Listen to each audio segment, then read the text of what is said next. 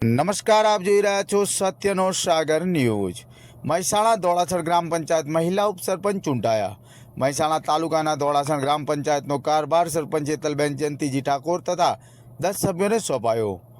આ બેઠકમાં ગ્રામ પંચાયતના ઉપસરપંચ તરીકે દર્શનાબેન મહેશભાઈ પ્રજાપતિને હાજર સભ્યોમાંથી બહુમતીથી ચૂંટવામાં આવ્યા હતા, જેઓએ તલાટી ક્રમ મંત્રી દીપસિંહ ચૌહાણની ઉપસ્થિતિમાં મહેસાણા તાલુકા નાયબ મામલતદાર ગિરીશભાઈ પરમારના વરદ હસ્તે ઉપસરપંચ તરીકે નિમણૂક પત્ર આપવામાં આવ્યું હતું।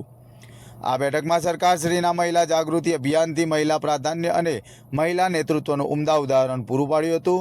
મહિલા સરપંચ તથા મહિલા સભ્યો જ બેઠકમાં ઉપસ્થિત રહ્યા હતા। આ નિમિત્તે વૃક્ષારોપણ કાર્યક્રમ પણ કરવામાં આવ્યો હતો। દરેક સભ્ય તથા સરપંચે વૃક્ષારોપણ કર્યું હતું। હું ધોળાસણ ગ્રામ પંચાયતની સરપંચ ઠાકોર હેતલબેન જયંતિજી છું અને આજ રોજ યોજાયેલ અમારા ધોળાસણ ગ્રામ પંચાયતની ઉપસરપંચની ચૂંટણીમાં દર્શનાબેન મહેશભાઈ પ્રજાપતિ બહુમતીથી તેઓ ઉપસરપંચના પદ પર આવ્યા છે। હવે અમે આગળ ધોળાસણ ગ્રામ પંચાયત જે અધૂરા કામો રહી ગયેલા છે અને નવીન જે કામો આવી રહ્યા છે તે અમે ખૂબ મહેનતથી પૂરા કરીશું અને તેમાં બધા અમને સાથ સહકાર આપશે એવી આશા રાખીએ છીએ। જય હિન્દ। દર્શનાબેન મહેશકુમાર પ્રજાપતિ છે। હું ધોળાસણ ગામમાં સભ્ય તરીકે બિનહરીફ ચૂંટાઈને આવી છું। એ બદલ વોર્ડ નંબર 5ના બધા જ મતદારોને મારા તરફથી ખૂબ ખૂબ આભાર માનું છું અને આજે ઉપસરપંચની ચૂંટણી હોવાથી મારા ગામના સભ્યો અને ગામના તલાટી અને ગામજનોનો પણ ખૂબ ખૂબ આભાર માનું છું કે એ લોકોએ મને ઉપસરપંચ તરીકે ચૂંટીને નિયુક્ત કરી છે।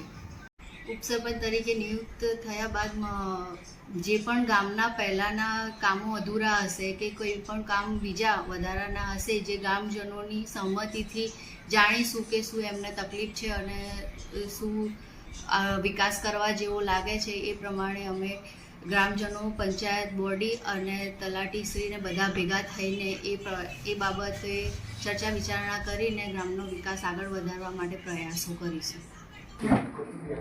મારું નામ ગિરીશ કુમાર પરમાર।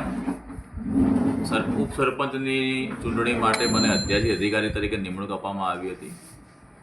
તાજેતરમાં યોજાયેલ ગ્રામ પંચાયતની સામાન્ય ચૂંટણી અન્વયે સરપંચ તથા સભ્યોની ચૂંટણી યોજાયેલ હતી, જેમાં સરકારશ્રીના નિયમ મુજબ આજે પ્રથમ સભા યોજી ઉપસરપંચની ચૂંટણી યોજવામાં આવેલ હતી, જેમાં નિયમ મુજબ ઉમેદવારી પત્રકો રજૂ કર્યા હતા।